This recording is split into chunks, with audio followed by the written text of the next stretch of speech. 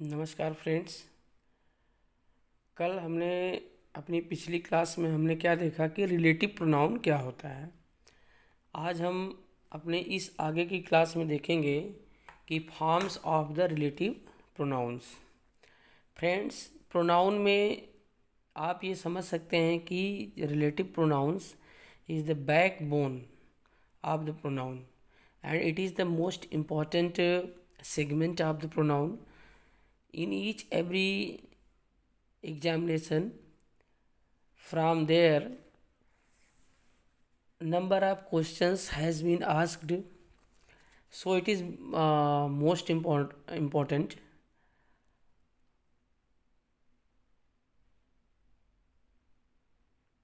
तो हम आज क्या करेंगे, forms of the relative pronouns के बारे में चर्चा करेंगे। ठीक है, अब जैसे देखिए क्या है, सबसे पहला हमारा फॉर्म्स क्या है कि the relative pronoun who has different forms for एक्विजिटिव and the generative. आप जानते हैं जैसे जो केसेस होते हैं वो तीन होते हैं, और तीन केस में कौन कौन से केस होते हैं। सबसे पहला एक होता है नॉमिनेटिव, क्या होता है, एक होता है नॉमिनेटिव। ठीक है, तो नॉमिनेटिव केस होता है।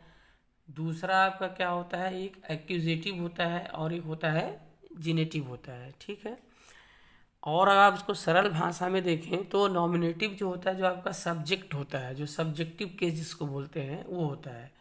यानी कि जो नॉमिनेटिव होता है इसी को हम क्या कहते हैं, सब्जेक्टिव भी बोलते हैं, इसी को सब्जेक्टिव केस भी बोला जाता है। ठीक है, ये सब्जेक्टिव केस भी होता है नॉमिनेटिव। और आपका जेनेटिव जो होता है वो पजेसिव होता है, और एक्यूजेटिव आपका जो होता है वो ऑब्जेक्टिव होता है। यानी ये आपका जेनेटिव देख रहे हैं, इसको हम क्या बोलते हैं, इसको पजेसिव केस के रूप में बोलते हैं। इसको क्या बोलते हैं, इसको पजेसिव केस बोलते हैं। ठीक है, और एक्यूजेटिव आपका जो होता है वो ऑब्जेक्टिव केस होता है। ठीक, तो अब इसके अंतर्गत क्या है कि हम ये देख पा रहे हैं कि ये जो हैं कौन सा, जैसे कि the relative pronoun who has different forms for एक्विजिटिव and generative. अब इसमें तीन है स्पेशली, हु, हुज, हुम। ठीक है, यानी कि जो रिलेटिव प्रोनाउन यहाँ पे हु लिखा गया, देख रहे हैं ये यहाँ पर, ये रिलेटिव प्रोनाउन हु के तीन फॉर्म होते हैं। और वो तीन फॉर्मों में कौन कौन सा होता है, सबसे पहला आपका एक हु होता है, ये हु होता है। फिर दूसरा आपका हुज होता है, ठीक है, ये हुज होता है। और तीसरा आपका एक हुम होता है। ठीक है, ये ध्यान दीजिएगा। और ये हु, हुज, हुम होते हैं। और सबसे बड़ी इम्पोर्टेंट बात ये होती है कि ये सिंगुलर हो या प्लूरल हो या किसी भी जेंडर में, यानी मैस्कुलिन या फेमिनिन में सेम होते हैं। यानी कि ये क्या होंगे, ये नंबर जो होगा सिंगुलर और प्लूरल, अगर सिंगुलर प्लूरल में है तब भी सेम होंगे, और ये मैस्कुलिन और फेमिनिन होते हैं तब भी सेम होते हैं। तो यहाँ पर हमने एग्जाम्पल जो पुटअप किए हैं, यहाँ पर जो है केवल और केवल सिंगुलर का ही उठाया है। तो इस चीज़ को आप लोग ध्यान दीजिए। जैसे यहाँ आप देखिए एग्जाम्पल, सबसे पहला क्या है कि यहाँ पे लिखा गया ना कि this is the boy who works hard. ये एग्जाम्पल नंबर एक, this is the boy who works hard, यानी कि यह वही लड़का है जो, आप देखिए हु यहाँ पर प्रयोग किया गया, हु वर्क्स हार्ड। फिर this is the boy whose exercise, देखिए हुज एक्सरसाइज किसकी एक्सरसाइज, इसी बॉय की एक्सरसाइज।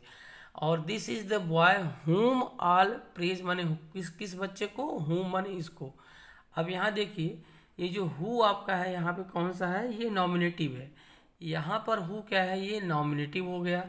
ठीक है, हु ये नॉमिनेटिव है।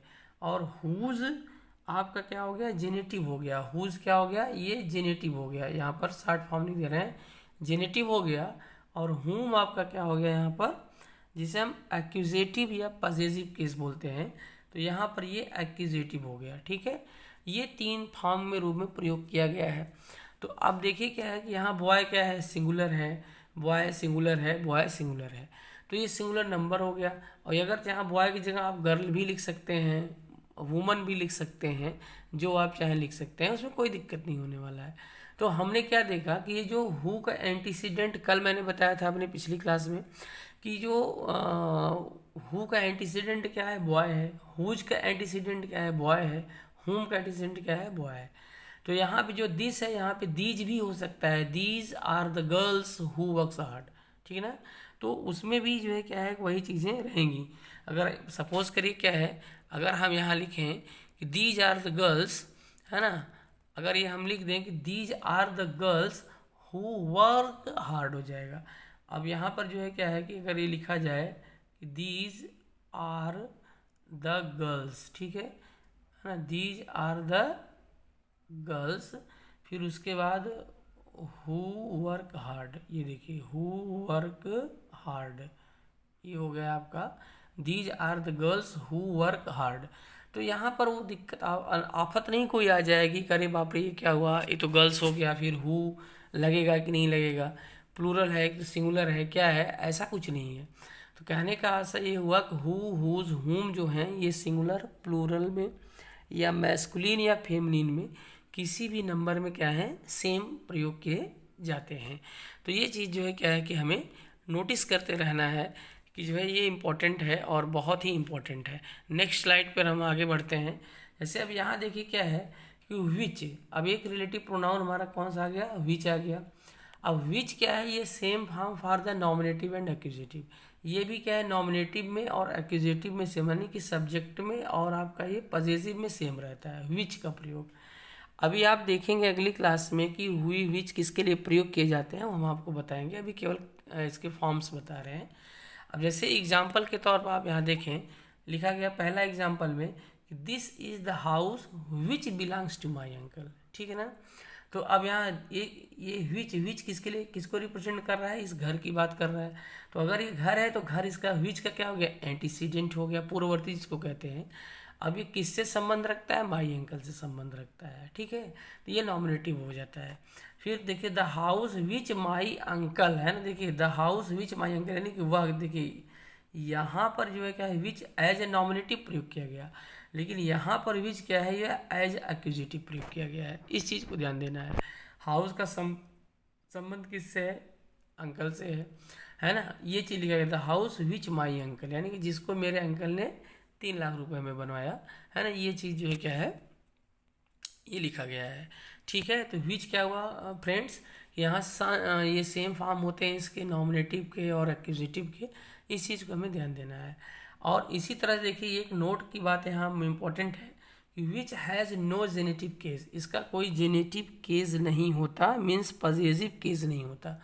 Accusative case, sorry, accusative case means क्या, ऑब्जेक्टिव केस होता है, बार बार इस चीज़ को आप याद रखिएगा, है ना, ऑब्जेक्टिव केस होता है, इस चीज़ को अगर याद रहेंगे तो सही रहेगा।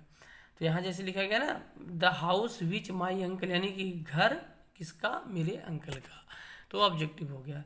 विच का कोई जेनेटिव केस नहीं होता, but whose is used as substitute for of which, इसका मतलब आप समझ रहे हैं कि इसके जेनेटिव केस विच का होगा नहीं, लेकिन अगर जहाँ ज़रूरत पड़ती है तो वहाँ पर विच को जो है जेनेटिव केस के रूप में हुज का प्रयोग कर दिया जाता है।